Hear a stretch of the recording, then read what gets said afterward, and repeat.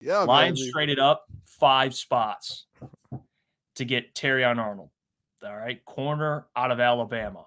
And it took me probably as just his press conference on top of watching the tape to love him. I know that the presser was just, he reminds me a lot of the way he talks. This is why you have to talk. If you're a corner, especially, confidence is so key. I mean, you can, get a pass break up and then the next snap you get burnt. So confidence is everything for especially corners.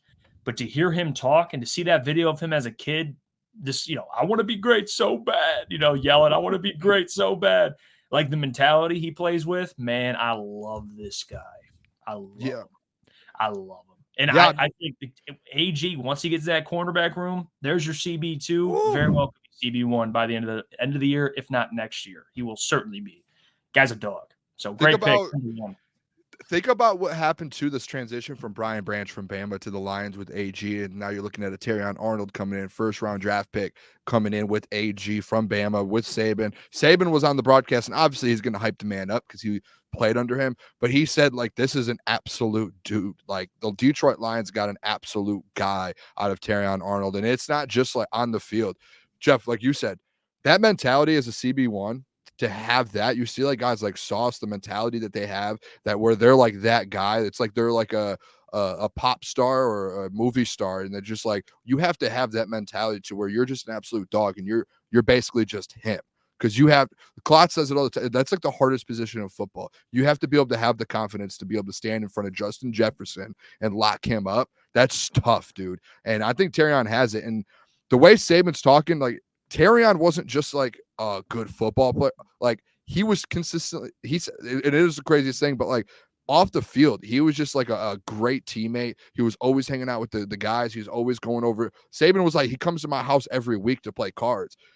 Think about a guy like that. That is a Dan Campbell, just absolute dude that just loves to just be around football, doesn't want to ever leave football, and just wants to keep getting better and better and better. I think he's going to end up being the CB1. To me, Terrion, he's going to be an all-pro in this league at some point. He is going to be an absolute dog in this league, whether it's, in 3 or 4 years down the line, whatever it is. When you see a guy with the mental fortitude like that, that dude's going to be very, very good for this football team. I can't wait to see him play. Mm-hmm. Carl, I cannot wait. Yeah, my favorite quote from his post-draft conference was when he said, I prep for the NFL and I play quarterback and I play corner. And he's obviously not playing quarterback out there, but it shows you how much he prepares for the game. And the quarterback position, in my opinion, physically is the most difficult position to play in all of sports, because your main job is to stop the guy that knows what's going on in front of you and you have no clue what's coming. So you're just strictly reacting. When you have to analyze that, every little step could give off a key to what that wide receiver is running. So when you have a corner that's that young, he's 21 years old. He's younger than me. So the fact that he's that young, is that confident, is that mature, with that amount of talent, I think it's very, very hard for him not to work into the NFL. And he's a perfect fit in this locker room. And I just think he's going to do everything it takes in order for him to be great, to how Jeff was saying, like he said, when he was younger. Yeah, no, and Terrion was number 3 on my most wanted list, with Quinyon coming in at 1. I think you just went out and you tackled your biggest need. Obviously, he was kind of falling to you, but you went out and you secured him. And AG talked about how he would love to have him. Now he's got him, your future cornerback 1, which we are uncertain what happens after this year with Carlton Davis. So you get extra security with him and Rakestraw.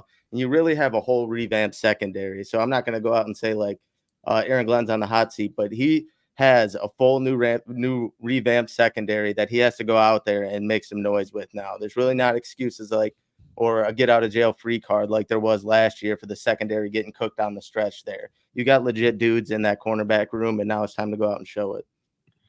Do you see Javon Baker's quote? He said, yes. He says, yes. He said, get your popcorn. I make people in wheelchairs stand up. Did you see Crazy. that?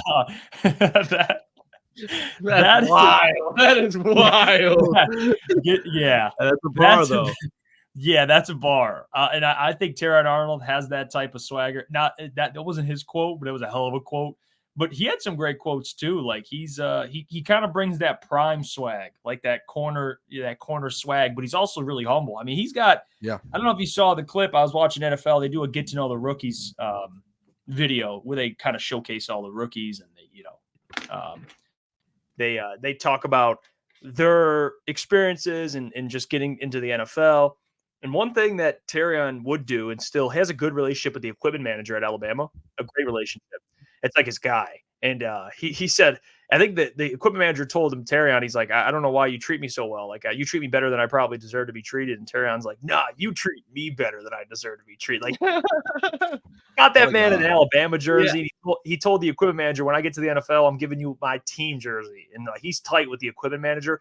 That's the type of check human being that the Detroit Lions look for. Just a great dude, man. Great dude. I think there's a fine line between confidence and arrogance. And I think Terrion Arnold is the definition of having confidence, but still being a down-to-earth human being and being in touch and aware. The fact that he's that aware as a human being, it then translates onto the football field. I think too, when you really do watch him, a lot of these interviews he did this last weekend, you see a lot of guys who are arrogant, who are like, I'm the best there is. I'm the best ever. I don't care about winning. I'm just the best in the world. I'm the best to ever do it. And you see a guy like Terrion who's like, I want a gold jacket and I'm going to get a gold jacket and I'm going to do everything it takes. But guess what? I'm also going to bring a Super Bowl, and they brought me here to win a Super Bowl, and they brought me here to be a team guy. And he's just confident in his skills that he's going to be good enough to make plays and win a Super Bowl and get the jacket at the same time. So I think kind of the mixture of it, I love Terrion. I think he's going to be one of the best players on this defense in the next year or two. Like, once he gets kind of his feet wet and once he gets going, I just kept watching his film today and watching some more of his games, and he's everywhere. He's a dog. He got benched at one point at Alabama. He got benched, and he said, that was my Michael Jordan moment, and I'll never let that happen again. And usually when guys go through stuff like that switch in your head flips on, and he came back, and he was one of the best in the country at what he did, dude. And I think at some point he's going to be one of the best in the league at it. And he's going to be competing with some dudes. He's going to be competing with some absolute dogs. Yeah, he will. And that's the thing with him. I mean, the NFC North and just the wide receiver competition. And speaking to the corners, we're going to get to Ennis Rakestraw in a second here. But Brad spoke on the two corners, rookie corners, first two draft picks for the Detroit Lions, and just them competing in training camp. So let's play this clip of Brad Holmes and that just beautiful Dan Campbell jersey. Let's hear what he had to say. Need one, man. These guys, where we're at as a roster, man, if they win a spot and play, then they play. If they don't, they don't. Like, I don't, you look at the corners, like, yeah, we really like these corners. They're rookies. I don't know, they got to win a spot, because Carlton Davis has been a proven starter. A healthy Emmanuel Mosley is a proven starter. Amik Robertson is a proven, these are good players that have been proven starters that's made play. You know what I mean? Like, it's not just a given, but they all want to play. They're all wired right. But, man, look, and it's good to be there from a roster standpoint. You get, if these corners, they play. They got to win a spot. And that's for everybody. So it's a good feeling to be in a spot where we feel good about the depth we have. We feel good about the future we have. But, man, those guys got to compete and win spots. But I know that we're a better football team now to take that step. Mike's muted there. No. I think what he said is spot on, obviously. But it kind of speaks to where the Lions are now. And I'm not saying that. I want you to get this very clear. He is not Jeff Okudah.